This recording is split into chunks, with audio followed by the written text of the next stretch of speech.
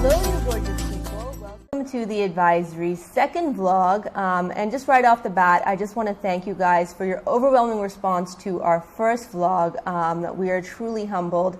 Thank you so much for your compliments, your comments, your concerns, your constructive feedback. We'd asked you guys to give us topics for future vlogs, and boy, did you guys deliver. We got a lot of possible topics that we're going to be exploring over our next couple of vlogs, but one question kept coming up in a couple of different forms, and that was that is it harder for an international student, an international applicant, to get into top U.S. universities, like vis-a-vis a U.S. citizen? And short answer is, generally speaking, yes, it is. I mean, how much harder? Between 2 to 3 times harder. So if we take like MIT's acceptance rate last year, which was like 6%, less than 6%, and you compare that to the international student acceptance rate, which was like well south of 2%, you can see that difference. So why is it harder for international students to get into these really competitive U.S. colleges? 3 reasons come to mind right away, and the first one is actually quite obvious. That is that a lot of international students apply for financial aid. A U.S. education is exorbitantly expensive nowadays, and it's even more expensive for international families than it is for U.S. families because of the discrepancies in earning power and gross domestic income. So most students applying from abroad do apply for financial aid, and most U.S. universities are not need blind when it comes to international students. So their admissions decisions are affected by the fact that they're applying for aid. All right, so that's the first main reason. The second reason is that a lot of universities actually do have soft quotas, if not hard quotas, with regards to how many international students they take in every year.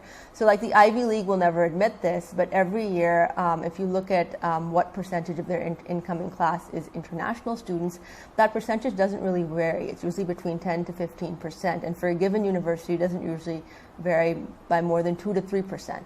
So soft or hard quotas are in place for a lot of universities. Not all universities, but for many of the really, really selective ones.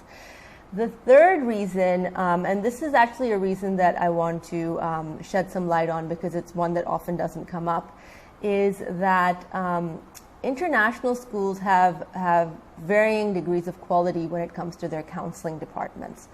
And their expertise kind of go in different directions. So while I can speak for this region, let's talk about South Asia, the schools, international schools in Pakistan, for example.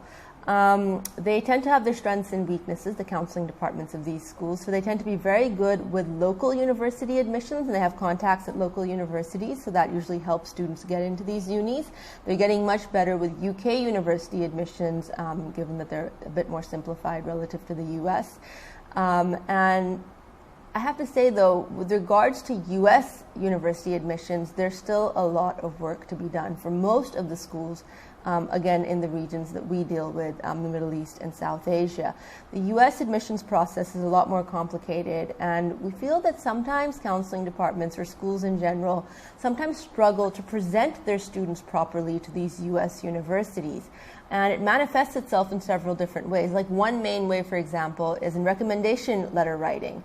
So teachers and counselors have to write recommendations for admissions to a lot of top U.S. universities. And while the English and grammar is actually pretty decent for these teachers and counselors, they often don't emphasize the right areas. What are the right areas? They're the areas that the student is already emphasizing in their own applications. So they're not hitting the right themes sometimes when it comes to recommendation writing. And also the way they present grades often varies a lot. While U.S. university admissions officers do understand A-level grades, AS-level grades, O-level and GCSE grades, and also predicted grades, sometimes schools like to kind of throw in the kitchen sink and put in, like, semester grades, term grades, all sorts of marks that may confuse an admissions officer and make it harder for them to understand where they should be putting more emphasis and where they should be putting less emphasis. So there are some issues with regards to how the grades of a student are presented to U.S. universities. So anyway, those are the 3 main reasons why it's harder for international students to get into top U.S. universities relative to U.S. domestic students. Please hit us up with your questions, concerns, comments, and again, give us suggestions for future vlogs. We listen to those. You ask and we deliver. So until next time, thank you so much for tuning in, and bye for now.